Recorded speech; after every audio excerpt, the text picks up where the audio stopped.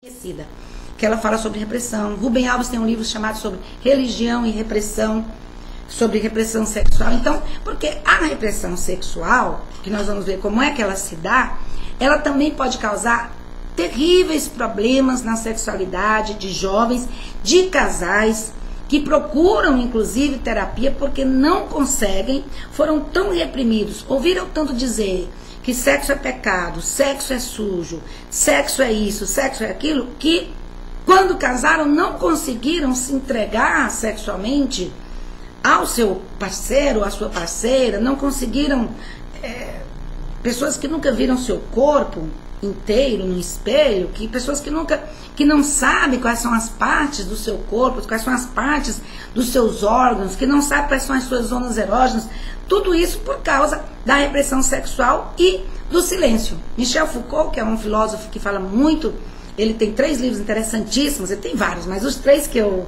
vou citar aqui, que é a História da Sexualidade, volume 1, 2, 3. E ele fala, Foucault, ele é um filósofo francês contemporâneo, e ele fala que até o silêncio, até você não falar sobre sexualidade, já é uma fala. Então ele diz, o muito falar sobre sexualidade, e ele tem vários estudos sobre isso, que de repente os higienistas, os pedagogos, os psiquiatras, todos começaram a se arvorar de terem o conhecimento sobre sexualidade, falaram. Mas o muito falar de sexualidade não era uma maneira de reprimir a sexualidade. E o silêncio sobre sexualidade também é uma maneira de dizer, olha, sexo tem que ser uma coisa privada, sexo tem que ser uma coisa ela é tão feia, ela é tão suja, ela é tão terrível, tão assombrosa, que a gente não quer nem falar sobre isso. E é verdade, as pessoas não querem falar sobre isso. Agora,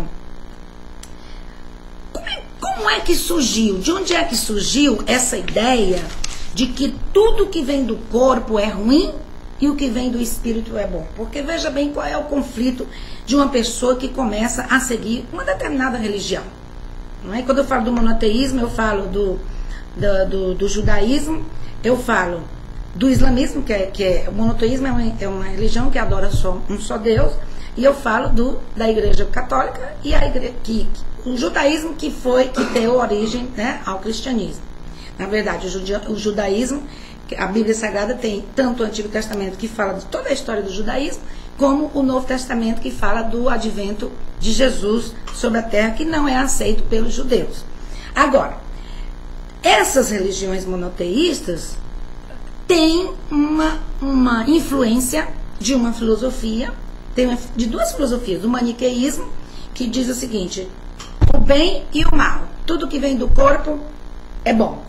É ruim. Tudo que vem do espírito é bom. Por isso que quando Jesus veio à Terra, foi difícil para os filósofos e teólogos e escribas e fariseus e saduceus daquela época aceitar que ele fosse filho de Deus. Como que pode? Um homem feito carne, porque se tudo que é carne é ruim, inclusive a teologia sobre o corpo, que Paulo, o apóstolo Paulo na Bíblia Sagrada, no Novo Testamento, fala muito sobre o corpo, e para você ter controle sobre o seu corpo, o corpo. E o corpo foi muito, eu diria, demonizado. Aí, veja bem o conflito. O homem quer a eternidade, quando ele quer, né? Tem uns que não querem, que não acreditam. Estou falando de quem acredita. O homem quer a eternidade, mas ele mora na terra. E ele sente a influência desse corpo que está aqui. Você sente a influência da sua libido, que é uma energia que você nasceu com ela. A criança com 4, 5 anos começa a descobrir a sua sexualidade, começa a se tocar, começa a brincar com os amiguinhos. Com 4 anos ela se interessa de ver os órgãos sexuais dos adultos. Quem tem criança em casa sabe disso. Então é algo que você nasceu com ele. Então, como é que o homem pode ganhar a eternidade? Aí o que foi que Paulo fez? Você precisa aprisionar o seu corpo. E quando eles dizem o corpo é o templo do Espírito Santo, é uma maneira de tirar o corpo da sua humanidade, tirar o corpo do concreto e levar ele para o abstrato. Tem um filme impressionante, muito bom, eu sou cinéfila, que fala sobre O Nome da Rosa, do livro de Humberto Eco, tem um filme interessantíssimo que fala como é que eram os castigos corporais que os padres, que os monges tinham que se dar, porque quando tinham pensamentos de lascívia. Né? E é um filme interessantíssimo. A religião não cacha um pouco seus fiéis, deixa limitado somente à reprodução e não ao prazer, e assim vem o crescimento de casamentos infelizes. Exatamente, eu vou entrar nisso aí. Foi bom você falar, vou logo entrar. Né? Então, o cristianismo que começou com a Igreja Católica, a Igreja Católica, até hoje, nos documentos oficiais do Vaticano, ela acha que o sexo só pode ser, só é legalizado, só pode ser visto bom aos olhos de Deus. Isso nasceu desde a época de Agostinho, que foi o grande teólogo da Igreja Católica, se for para reproduzir. Haja vista, até hoje, o Papa, o Vaticano, que é o instituto, que é o órgão oficial da Igreja Católica, não admitir, como a gente chama, controle familiar, não admitir contraceptivos, pílulas anticoncepcionais, nem preservativo. Existe a Opus Dei, que é da Igreja Católica, que é um segmento rígido da Igreja Católica, que o casal não pode, de maneira nenhuma, evitar filhos. E aí,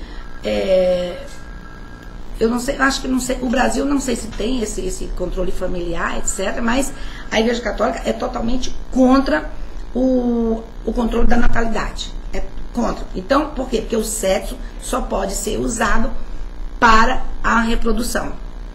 E dentro do casamento.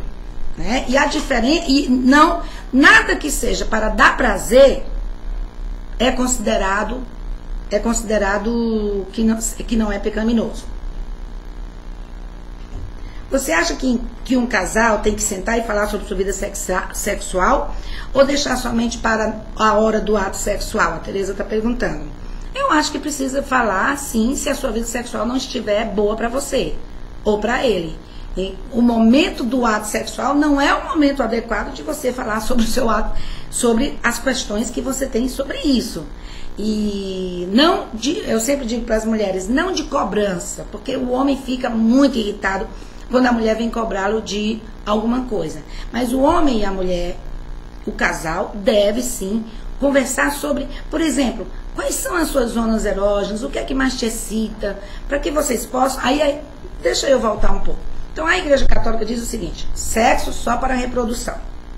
Já na Igreja Protestante, que já é um avanço, diz não, sexo, o ato sexual pode ser usado para o prazer do casal heterossexual e casados, legalizados, que aí veio a instituição, a legalização do prazer, que é trazer o sexo para dentro do casamento. Então, mas também muitas igrejas evangélicas têm algumas regras que não tem fundamento. Tem algumas regras para o casal. Casado, você pode isso, você não pode aquilo, você não pode aquilo. Não pode... Então, reprimindo a sexualidade do casal. Inclusive, no ano de 1196, no século XII, as confissões, aliás, as bruxas, que nasceram na época da Inquisição, que na maioria eram mulheres. Tem também outro filme muito bom, Sombras de Goya, que eu gosto de filmes que mostram as coisas como eram na antiguidade. Assista esse filme que é sobre a Inquisição, sobre um reformador que queria que a Inquisição voltasse. A Inquisição era a caça às bruxas, era qualquer pessoa que a Igreja Católica visse que não estava de acordo com as suas regras e com as suas doutrinas, iriam ser queimados na fogueira. Então a Inquisição, para poder reforçar suas doutrinas. E eles instituíram o confessionário, que hoje eu acredito que não existe mais na Igreja Católica como regra. Porque antes você precisava confessar para comungar, para tomar a hóstia consagrada. Agora você não precisa mais, eu acho. Que agora a confissão é você e Deus, que era o que deveria ser sempre. Mas o confessionário foi instituído para que as pessoas pudessem... para uma maneira de controlar. Por exemplo, em Roma,